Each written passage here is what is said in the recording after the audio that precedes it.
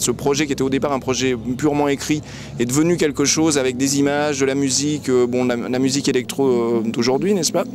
Et c'est devenu un DVD et aujourd'hui une performance live au Palais de Tokyo, parce que c'était une manière en fait de décoder la ville, et je trouvais que les images par exemple de Miloš, mêlées à de la musique, me donnaient un peu comme si je pouvais avaler une pilule hallucinogène qui me ferait voir un peu la trame du monde.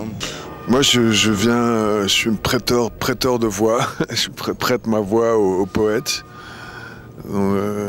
bardes.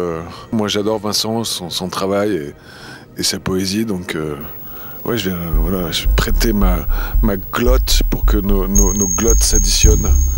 Le premier moment se situe dans, derrière et autour de la gare du Nord à Paris. Il s'agit d'une étoile à 6 branches, dont chaque pointe est recouverte d'un tissu mordoré. Je fais les images en fonction des textes, c'est quelque chose qui m'a intéressé depuis toujours extrêmement.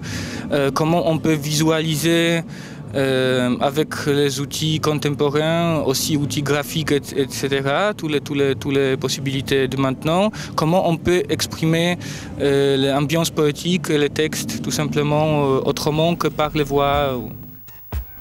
Ensuite, il faut tracer une droite reliant le centre de ces 3 points avec le trottoir mitoyen. Les hachures observées sur la signalisation au sol permettent de quantifier en quel point de l'espace s'ouvrira la brèche qui nous permettra le passage. Mais n'allons pas trop vite. À certains moments, des gens sortent plus nombreux du hall de la gare. VJing à la base, c'est une méthode, un mode de traitement des images en temps réel.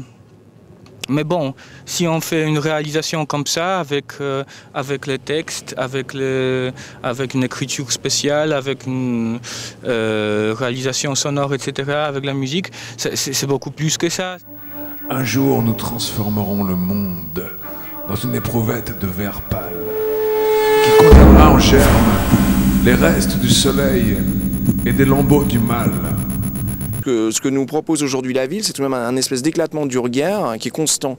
C'est-à-dire qu'on est à la fois dans une linéarité, puisqu'on se déplace d'un endroit à un autre qui est repérable. En général, on marche dans la rue, on va faire des courses au cinéma, et en même temps, on a le regard et le cerveau qui est constamment sollicité par une signalétique qui est complètement éclatée.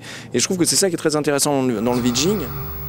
Et nous restons tous les bras ballants à contempler l'écriteau qui annonce que la direction s'excuse pour la gêne occasionnée par les travaux.